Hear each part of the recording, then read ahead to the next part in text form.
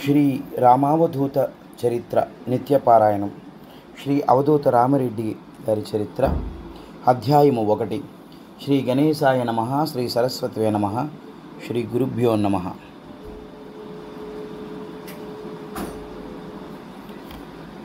కల్లూరివాసం కారుణ్య సింధుం కరుణాంతరంగం తరయాతి సంసారాత్ తాత ఇత్యక్షరద్వయం. కల్లూరు మాయి. భారతదేశంలో కొన్ని వేల గ్రామములున్నవి. అయితే అవన్నీ చరిత్రకెక్కలేవు. కొన్ని గ్రామములు అవి ఎంత చిన్నవైనప్పటికీ మహాత్ముల పాద స్పర్శ సోకుట చేతను వారక్కడ నివసించుట చేతను పవిత్రములై తరించి లోక ప్రఖ్యాతిగాంచున్నవి. కురుపురం శ్రీపాద శ్రీవల్లభని వలనను, గాన్గాపురం శ్రీ నృసింహ సరస్వతి స్వామి వలనను, షిరిడీ గ్రామం సాయిబాబా వలనను ప్రాముఖ్య పొందినట్లే కల్లూరు గ్రామం తాత పాదస్పర్శకు నోచుకుని ధన్యత నొందింది. బాల్యమునందే కల్లూరు చేరిన తాతగారు తన అవతార ప్రకటనను అవతార సమాప్తిని కూడా ఈ గ్రామమునందే గావించి ఇచ్చటనే స్థిర నివాసులయ్యిరి. గంగామాత వంటి పుణ్యనిధి కూడా ఎప్పుడెప్పుడు మహాత్ముల పాదస్పర్శతే తన కంటిన పాపాలు పోతాయా అని ఎదురు చూస్తుంటుంటే ఇక నిత్యము తాత వంటి మహానీయుని పాదస్పర్శతే పులగించిన తరించిన కల్లూరి నేల పుణ్యక్షేత్రముగా మారి లోక ప్రఖ్యాతి కాంచుటలో వింతేమీ లేదు. ఓం దివ్య విగ్రహాయ నమః. పరమార్థం అందించగల తాత పాద పద్మములకు భూమండలాన్ని కొనగోట అదుపు చేయగల శక్తిపాతములు, భూగోళాన్నే తనలో దాచుకున్నట్లుండే తాత ఉదరము భక్తుల కర్మలను ధ్వంసం చేయు నిత్యాగ్రహోత్తమైన అఖండదుని. వెన్నెలంత చల్లనిది, వెన్న అంత మృదువైనది, ఆకాశమంత విశాలమైనది, సముద్రమంత లోతైనది తాత హృదయం. కొనదేలిన వేళ్లతో కూడి అనేకానేక సంకేతాలను సందేశాలను అందిస్తూ వేలి కదలికతో విశ్వాసాన్ని కట్టడి చేయు అభయహస్తములు, చిరుచిరు నవ్వులతో ప్రేమను చిలికించు పలుకులు, ఆప్యాయత నిండిన పలకరింపులు, ఆశీస్సులను అందించు వాణి, హాస్యమాడు వాక్కులు, తాత ముఖత వెలువడు వేదమంత్రాలు, చీకటి వెలుగులకు సుఖ దుఃఖములకు అతీతమని సూచించు నీలికురుల సయ్యాటలు, లాలన, కరుణ, ప్రేమ, దయ, జాలి కాక క్రోధము, అసహనము లాంటి నవరసాలను పలికించగల నేత్రములు కలిగిన నేత్రములు, గానములో గంధర్వుడు, నాట్యంలో నటరాజు, లీలా మానుషేషుడైన శ్రీకృష్ణుడు, ధర్మమే మానవ రూపము దాల్చిన రాముడు వెరసి మూర్తీభవించిన దివ్య మంగళ రూపుడు, త్రిగుణాత్మక త్రిమూర్త్యాత్ముడైన దత్తాత్రేయుడే కల్లూరులో కొలువు తీరిన మన రామావధూత మహారాజు. అఘటిత ఘటనా సమర్థ, అనాథ రక్షక, ఆపద్బాంధవ, ఆశ్రిత పాలక, జగదుద్ధారక, జగద్రక్షక, జగదాధార, జగన్మోహనకార, ధర్మపాలక, ధనధాన్య ప్రదాత, దీనజనోద్ధార, దిగంబర, త్రిమూర్తి రూప, త్రిభువన పాలక, త్రిగుణాతీత రామావధూత మహారాజా జయము జయము. ఓం మంగళమూర్తయే నమః. కల్లూరు మాయి. కల్లూరు జిల్లా కర్నూలు టౌన్కు 3 కిలోమీటర్ల దూరంలో హంద్రీ నదీ తీరంలో ఉన్న కల్లూరు గ్రామంలో కొలువు తీరిన అపర దత్తాత్రేయుడు అవధూత శ్రీ శ్రీ శ్రీ రామిరెడ్డి తాత. కల్లూరు మాయి అనగా కల్లూరులో కొలువు తీరిన తల్లి అని అర్థం. రామిరెడ్డి తాత అనగా రామావధూతగా భక్తులచే కొలవబడి పూజింపబడిన తాత భక్తుల పట్ల కురిపించిన ప్రేమాభిమానములను గమనిస్తే తాత తల్లిలా మనను ఆదరించినను సంగతిని మనం గ్రహించగలుగుతాము. భక్తులు కోరినను కోరకున్నను వారి లౌకికపరమైన కష్టములను, సమస్యలను, కర్మలను తీసివేయడమే గాక వారి ఆధ్యాత్మికోన్నతికి సరైన మార్గము చూపించిన మాతృమూర్తి మన కల్లూరి మాయి. ప్రత్యేకించి అత్యంత కరుణామూర్తిలా నిలిచి ఎవ్వరి కష్టమును చూసినా తట్టుకోలేక ఆ కష్టమును తాను అనుభవించినదైనా సరే భక్తుల బాధలను బాపిన సంఘటనలు తాత జీవితంలో కోకల్లలు. ఎంతో తక్కువ సమయంలో ఎంతో ఎక్కువ భక్తులను ఆదరించి వారి మనసులలో చెదరని స్థానము సంపాదించి నేటికి ఏనాటికి తనను నమ్ముకున్న భక్తులకు తన అభయము కలదను నమ్మకమును ధైర్యమును కలిగించి అందరినీ తన నీడలో సేద తీర్చు మహావృక్షమే మన తాతగారు. ఓం హంద్రీ ఇతట కల్లూరి గ్రామ వాసనే నమః. శరీరము నింపడం వరకే తల్లిదండ్రుల బాధ్యత తప్ప పిల్లలకు రాబో ఆపదలను వారు గ్రహించలేరు. తీసివేయనూ లేరు. అదే తాతగారి విషయమునకు వస్తే మన కష్టములను కర్మలను గ్రహించుటయేగాక తన దృష్టి మాత్రము చే వాటిని ధ్వంసము చేసి మనను సదా పరిరక్షించగల సర్వసమర్థుడు కాబట్టి జన్మజన్మలకు తాతగారినే తల్లిగా భావించగల సంస్కారము పొందినచో మన జన్మలు సార్థకము చేసుకోగలుగుతాము. కల్లూరి గ్రామంలో ఎవరింటిలో ఏ ఆపద వచ్చినా పరుగున పోయి తాత శరణజోరి ఆ గండము నుండి బయటపడేవారు. అంతేగాక తమ ఇళ్లల్లో ఏ శుభకార్యము తలపెట్టినా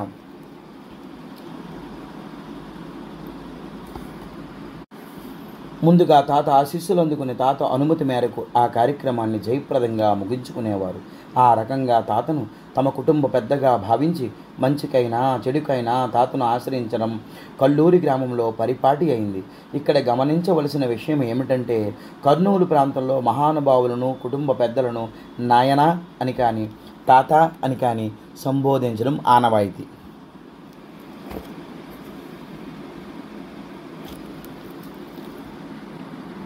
మహానుభావుడైన రామిరెడ్డి తాతను తమ కుటుంబ పెద్దగా భావించిన కల్లూరి ప్రజలు రామిరెడ్డి తాతను నాయన అనో తాత అనో పిలవడం ప్రారంభించారు. బాలునిగా ఉన్మత్తునిగా అంటే పిచ్చివానిగా పిశాచ వేషధారణతో సంచరించడం దత్తాత్రేయుని ముఖ్య లక్షణం. అందుకే ఆయనను బాలోన్మత్త పిశాచ వేషాయ అని పూజిస్తారు. ఈ లక్షణాలన్నీ సంపూర్ణంగా కలిగిన తాత శ్రీ రామావధూత మహారాజుగా పూజింపబడ్డారు. దైవత్వం రూపుదాల్చిన తాతగారిని దర్శించిన ప్రతి ఒక్కరూ ఆ అనుభూతిని పొందినవారే. ప్రత్యేకించి స్త్రీలు దిగంబరుడైన తాతను దర్శించినప్పుడు ప్రతి స్త్రీ హృదయము మాతృత్వంతో పొంగిపోయేది. భగవంతుడే అని తెలిసినప్పటికీ ప్రతి ఒక్కరూ ఒక యశోదల చిన్ని కృష్ణులా లాలించి అలంకరించినట్లు తాతగారిని అలంకరించి మురిసిపోయేవారు. ఎవరికి వారు పసిపాపడైన తమ సొంత బిడ్డను లాలించినట్లు తాతను బుజ్జగించి బతిమాలి అలంకరించి భోజనమిడియేవారు. తాతగారిలోని ఆ స్వచ్ఛత, ప్రశాంతత, అమాయకత్వం వారిని ఎంతగానో ముగ్ధులను చేసి మురిపించేవి. అవధులు లేని అవధూత తత్వానికి అసలు రూపుగా నిలిచిన తాత అందరినీ ఆ విధముగా అలరించి ఆశీర్వదించి హక్కున చేర్చుకునేవారు. అవధూత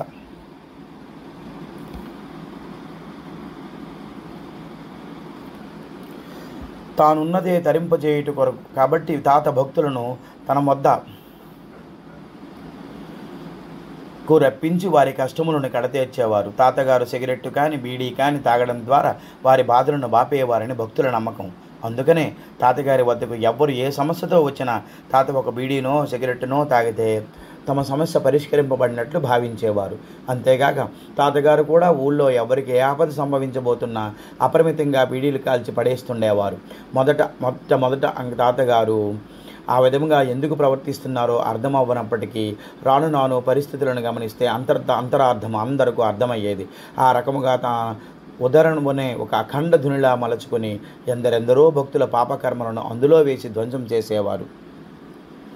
ఈ సూక్ష్మాన్ని గ్రహించిన భక్తులు మితిమించిన ఆతృత తాపత్రయములతో తమ అవసరములను కష్టములను సమస్యలను తీర్చుకున్నట్టుకు తాతగారికి బీడీ తాగించడం అన్నది ఒక అనాగరపు ఆచారముగా మారింది.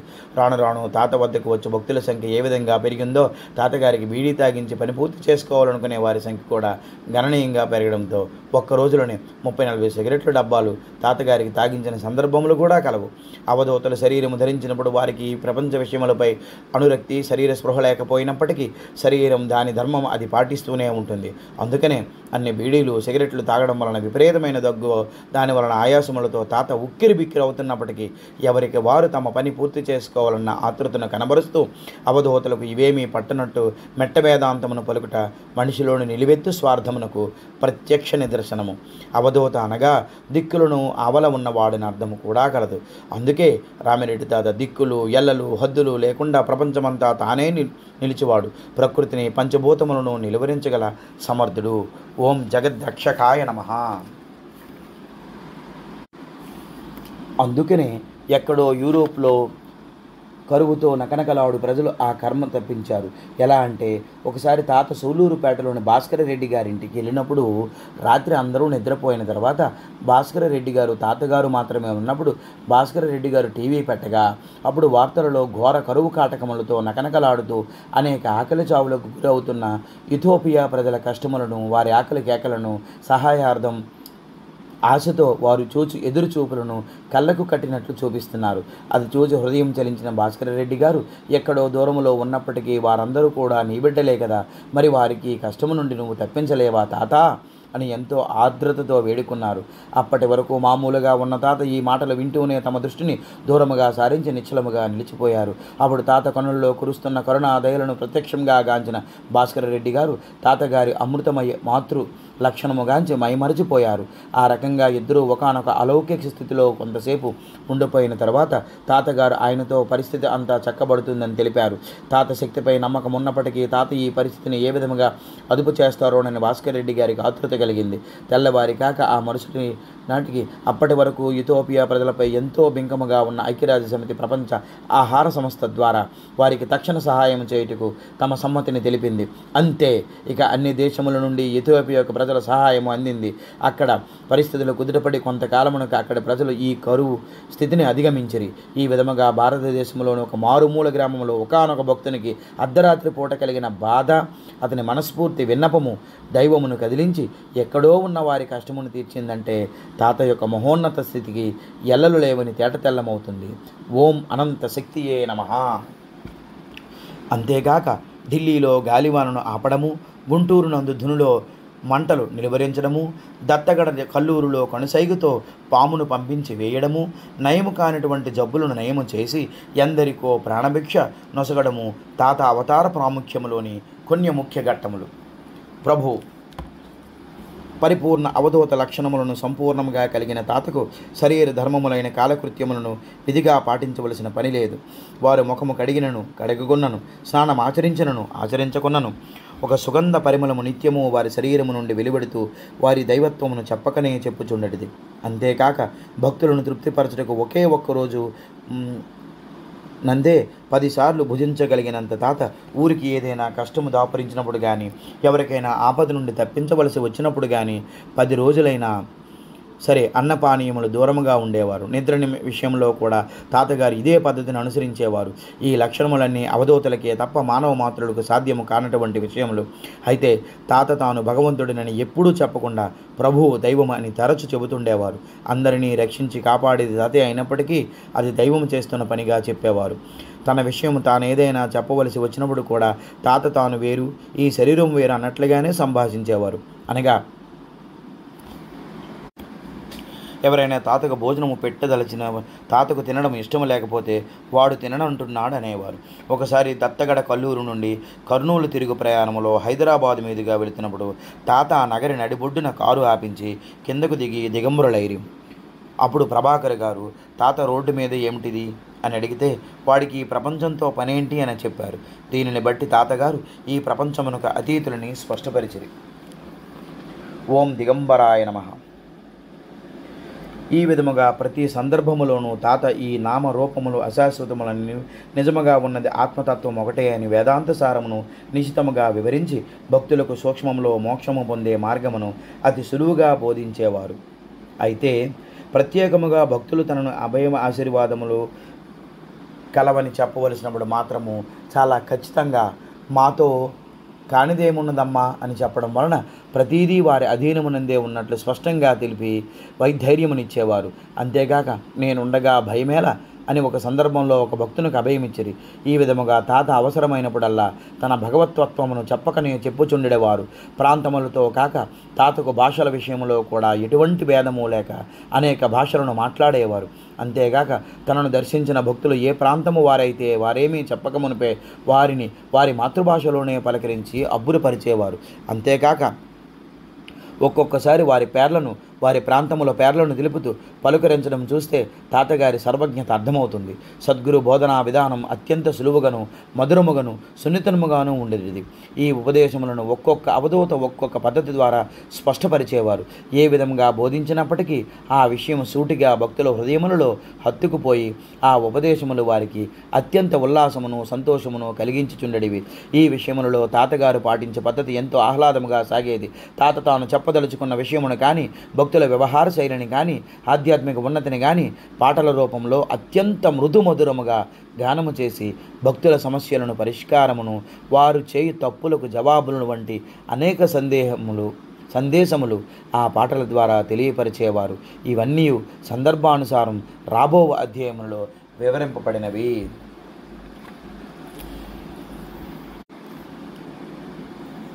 నిదానం. తాతగారిప్పుడు పలికే మంత్రం మరొక మంత్రం నిదానం.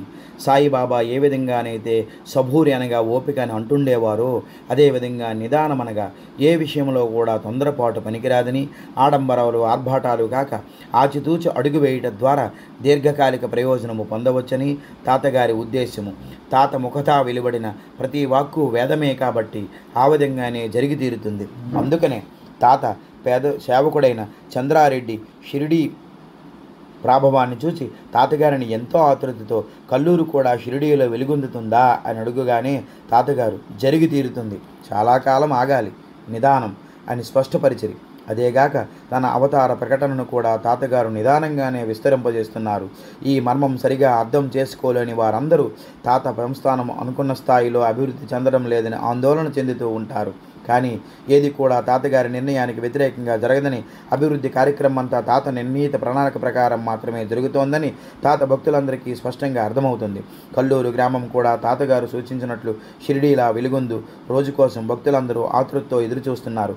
నల్లపాడు నాగసాయి మందిరం గుంటూరు వారి ఎంతో ప్రతిష్టాత్మకంగాను తాతగారు దేవి మాయమ్మలచే శంకుస్థాపన చేయించి మందిరమును కూడా కారణము లేనప్పటికీ తాతగారి నినాదం ప్రకారం దీర్ఘకాలం పట్టినప్పటికీ ఇప్పుడు ఆ మందిరం దేదీప్యమానంగా వెలుగొందుతూ భక్తుల ఇహపర బాధలన్నింటినీ బాపుతోంది.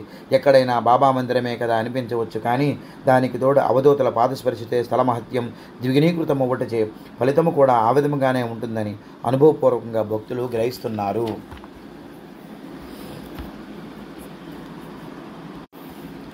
నిత్యముక్తులు, నిర్వికారులు, బంధాలు బాధ్యతలు లేనివారైనప్పటికీ తాత తనవారు అనుకున్న వ్యక్తులపైన సంస్థలపైన తన ఆవాజ్య కరుణ కటాక్ష ప్రేమామృతాన్ని నిరంతరం కురిపిస్తూనే ఉంటారు. ఈ కోవలోకి చెందిన వారే శ్రీ తిరుమల షిరిడీ క్షేత్రం పేరుతో హైదరాబాదు నందలి మల్లాపురం గ్రామంలో శివనేశన స్వామీజీ ఆదేశముల మేరకు ప్రారంభింపబడిన షిరిడీ సాయి సేవా సంస్థ వారి సాయి మందిరం. ఈ క్షేత్రాన్ని ప్రపంచ ప్రఖ్యాతిగాంచు లోక కళ్యాణకి ఉపయోగపడు ధర్మక్షేత్రమైన శక్తిపీఠంగాను పుణ్యక్షేత్రంగాను మలచదలిచారు. కాబట్టే తాతగారు ఇతర అవధూతలైన అనసూయమాత, దేవి మాయమ్మ, నాంపల్లి బాబా కలయికతో ఈ సంస్థ పట్ల శంకుస్థాపన నాటి నుంచే ప్రత్యేక బాధ్యత వహించారు. మందిర నిర్మాణంలో జాప్యము, అనేక విపత్కర క్లిష్ట సమస్యలు, ప్రతికూల పరిస్థితులు సంస్థ వారు ఎదుర్కొన్నప్పటికీ ఎప్పటికప్పుడు తాతగారు తానున్నానని స్థైర్యాన్ని, మానసిక బలాన్ని అందించడం వలనే ఆ సమస్యలన్నిటినీ అధిగమిస్తూ నిదానం అన్న తాత వాక్కును కట్టుబడి ఎప్పటికైనా సత్యమేవ జైతే అని ఆమె ఆశాభావంతో తాత పాదములే ప్రాణాధారం చేసుకుని జీవిస్తున్నారు. సిస్టమ్. అత్యంత కరుణామూర్తిగా వెలుగొందిన తాత ఎప్పుడూ ఎవరికి ఏ కష్టం వచ్చినా ఆదరించి హక్కును చేర్చుకునేవారు. అయితే తాత ఎంత కరుణామయుడో అంతకన్నా ఎక్కువ కాఠిన్యమూర్తి. భక్తుల చిన్న తప్పునైనా తాత ఉపేక్షించేవారు కాదు. తాత ఎప్పుడూ సిస్టమ్ అని అంటుండేవారు. అనగా ప్రతి మనిషి క్రమశిక్షణతో నుండి ఎటువంటి తప్పులు పొరపాట్లు చేయరాదని తాత భావము. తప్పులు చేయని మనిషి అంటూ ఉండడు అన్నది అందరికీ తెలిసిన సంగతే. అయితే పొరపాట్ల వేరు, తప్పులు వేరు. పొరపాటు అనగా మన ప్రమేయం లేకుండా జరిగే తప్పు. ఇక తప్పు అంటే కావాలని ఒకరిని హింసించడము, బాధ పెట్టడము, అవమానించడము, చెడు మార్గమును అనుసరించడం మొదలైనవి. ఈ తప్పులను మాత్రము తాత ఎట్టి పరిస్థితుల్లో ఉపేక్షించరు. మనము తప్పు చేస్తామన్న విచక్షణ లేకుండా మన తప్పులను మభ్యపెట్టుకుంటూ వాటికి ఒప్పులుగా చూపించే ప్రయత్నం చేస్తే మాత్రం తాతగారు శిక్షిస్తారన్నది అక్షర సత్యం. ఆ తప్పు చేసిన వాళ్ళు వయసులో కానీ సంఘంలో కానీ ఎంత పెద్ద మనుషులైనా సన్యాసులుగా బాబాలుగా చలామణి అవుతున్నప్పటికీ తాత వారిని తప్పనిసరిగా శిక్షించి తమకు దూరంగా ఉంచేవారు. ఆ తరువాతి కాలంలో తాతను దర్శించే భక్తుల సంఖ్య ఎంతగా పెరుగుతున్నప్పటికీ మొదటి నుంచి తాత నిర్వికారముగా ఆడంబరములకు అతీతుడిగానే ఉండేవారు. వెల్లువలా తరలివచ్చు భక్తుల వరవడిని ఎప్పటికప్పుడు నిలువరిస్తూనే తన సహజ స్థితి యందు తానుండేవారు. నిరాడంబరముగా నిష్కల్మష భక్తితో నిశ్శబ్దముగా చేయు ఆరాధనను అనుగ్రహించి తాత అట్టహాసములకు ఆడంబరములకు ఎప్పుడు అతీతుడిగానే ఉన్నారు. తాతగారి ఇంటి పూర్తి మరమ్మతులు చేసి కొత్తగా నిర్మించిన తరువాత అప్పటి వరకు వేరే ఇంట్లో ఉన్న తాతగారిని ఈ నూతన మందిరమునకు ఆహ్వానించు కార్యక్రమమును కనీ విని ఎనుగరి రీతిలో జరిపించటకు చంద్రారెడ్డి వెంకటరామయ్య అత్యుత్సాహం చూపించినది. కల్లూరులో ఇప్పటి వరకు జరిగిన విధంగా ఈ కార్యక్రమంలో భారీ ఎత్తున నిర్వహించటకు కావలసిన ఏర్పాట్లను సమకూర్చుకొనిరి. ఈ కార్యక్రమమునకు డిసెంబర్ 9, 92 దత్త జయంతి సుముహూర్తముగా నిర్ణయించి వార్తాపత్రికలో ఈ వార్తను ప్రముఖంగా ప్రకటించి కల్లూరు, కర్నూలు పురవీధుల గుండా పెద్ద ఎత్తున శోభాయాత్రను నిర్ణయించి ఆ యాత్రలో రంగురంగుల విద్యుత్ దీపములు వెలిగించి బాణాసంచాలు కాల్చుటకు అన్నీ సమకూర్చుకున్నవి. రాష్ట్రంలోని వివిధ ప్రాంతముల భక్తులకు ఆహ్వానములు పంపబడినవి. విరివిగా అన్నదానం చేయుటకు అన్నీ సిద్ధపరచుకున్నది. తెల్లవారితే దత్త జయంతి అనగా బాబ్రీ మసీదు కూల్చివేతకు నిరసనగా రాష్ట్ర వ్యాప్త బంద్కు పిలుపునివ్వడము, ఎటువంటి మతపరమైన కార్యక్రమములు, ఊరేగింపులు జరగకుండా సూచనలు ఇవ్వడము జరిగింది. అంతే, అందరి ఆశలపై నీళ్లు చల్లినట్లుగా ఎక్కడి భక్తులు అక్కడనే ఆగిపోవలసి రావడము, ఎటువంటి ఊరేగింపులకు నిర్వహించకూడదు కావున ఎంతో అట్టహాసముగా చేయాలనుకున్న కార్యక్రమము అతి నిరాడంబరముగా కేవలము దూర ప్రాంతముల నుండి ముందుగానే వచ్చి ఉన్న భక్తులు, కల్లూరు గ్రామ ప్రజలతో నూతన గృహప్రవేశము నిరాడంబరముగా జరిగినది. ఆ విధముగా తనకిష్టము లేకపోవటచే తాతగారు రాష్ట్ర వ్యాప్తంగా జరిగిన ఏర్పాట్లన్నింటినీ ఆపివేయగలిగిరి. అయితే భక్తుల మనసులు చిన్నపుచ్చకుండా ఉండుటకు ఎంత నిరాడంబరంగా జరిగినదో అంత ఉత్సాహముగాను కల్లూరు పురవీధుల గుండా నిర్వహించిన ఊరేగింపు కార్యక్రమంలో తాతగారు పాల్గొని అందరినీ ఆనందపరిచిరి. విరివిగా అన్నదానం జరిగినది. ఈ విధముగా తాత తలుచుకుంటే అసాధ్యమేమీ లేదు. వారి నిరాడంబరత్వమునకు ఈ ఒక్క ఉదాహరణ చాలు. అత్యంత కరుణామూర్తిగా భక్తులపై తాత కురిపించిన ప్రేమానురాగములు, లీలలు, మహిమలు అనంతములు. తాతను దర్శించిన ప్రతి ఒక్కరూ ఆ ప్రేమను సంపూర్ణముగా అనుభవించి తరించిన వారే. తాత భౌతికంగా కరుమరుగైనప్పటికీ నేటికీ కూడా తన భక్తులను తన సమాధి నుండి ఆ విధముగానే ఆదరించి రక్షిస్తూనే ఉన్నారు. మనము కూడా తాత నైజమును, ఉపదేశములను, లీలలను, జీవన విధానమును చక్కగా గ్రహించి ఆచరించగలిగితే లౌకికపరమైన సంసారపు బంధ కోరికలను సులువుగా తీర్చుకొనగలుగుతాము. మనము నిత్య జీవితంలో ఎదుర్కొనే అన్ని సమస్యలకు తాత వద్ద పరిష్కారం ఉంటుంది. అంతేగాక ఆధ్యాత్మిక ఉన్నతికి మార్గము తెలిపే తాత జీవిత చరిత్రను క్షుణ్ణంగా పరిశీలించి ఆచరణలో పెట్టడం ద్వారా తాత మాతృప్రేమకు సంపూర్ణముగా నోచుకొని జన్మ సాఫల్యతను పొందుటయే ఈ గ్రంథరచన యొక్క ముఖ్యోద్దేశము. త్వమేవ సర్వం మమ దేవదేవ. మొదటి అధ్యాయము సంపూర్ణం.